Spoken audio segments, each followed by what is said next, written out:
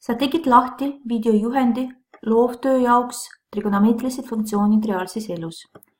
Eelnevalt sul tuleb alla laadida kuldse värava silla pilt ehk Golden Gate, mis asub San Franciscos. Tegemist on Creative Commons Share Alike litsensiga kaitstud pildiga, ehk seda võib ka õppetöös kasutada. Lae alla ning tule tagasi GeoGebra juurde. Liuguri nuppi abil, vali pilt ning otsi, kuhu sa salvestasid seda pildi. Lae pilt ülesse.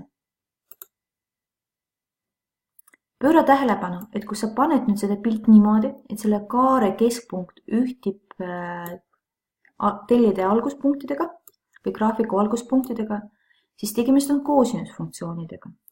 Kui sa paned pilt niimoodi, et see silla post ja siis sild ise ühtivad siis graafiku teljedega, siis tegemist on sinusfunktsioonidega. Valik on sinu oma. Sellel tööl proovi siis ehitada sinusoidi. Nüüd soovime seda pilt teha läbipaistvaks, et tegemist on abivahendiga. Hiire parem klõps pildi peale ning vali sätted. Seejuures vali värv ning pane kuskil keskele. Nüüd see pilt on nagu abivahend. Paranda seda natukene nii, et see silla post ja siis sild ise ühtiks graafiku teljedega. Nüüd parandame ka teljed.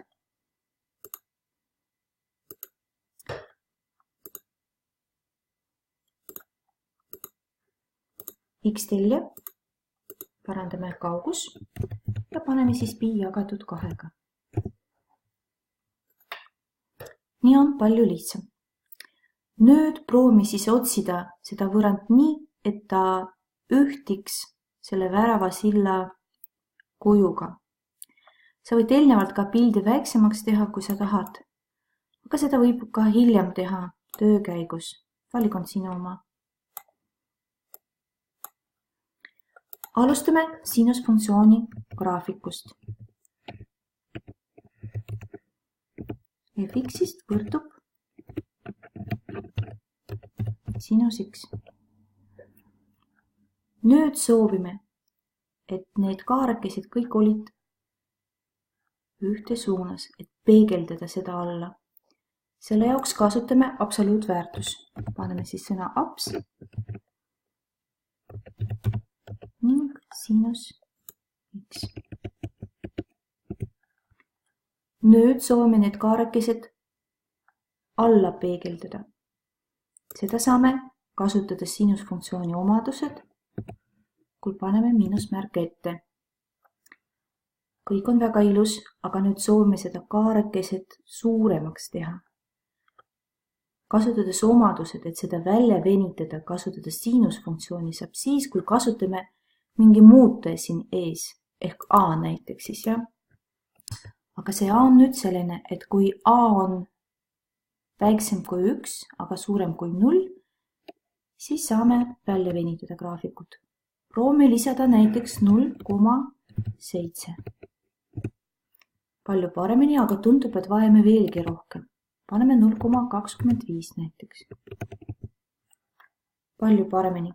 Nüüd sa saad seda graafikut ülespoole tõsta. Kasutades sinusfunktsiooni graafiku omadused teame, et peame siis liituma nii palju ühikut kui siin pildil, ehk +1. Nii. Või natukene isegi vähem, +0,8. Nii. Ja nüüd proovi ka seda amplituudi veelgi suuremaks teha või pilt väiksemaks näiteks.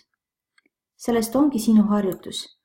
Mängides sa avastad nüüd sinusfunktsiooni omadused, kuidas muudub nüüd see suurus, kuidas muudub see suurus. Edu sulle avastamiseks!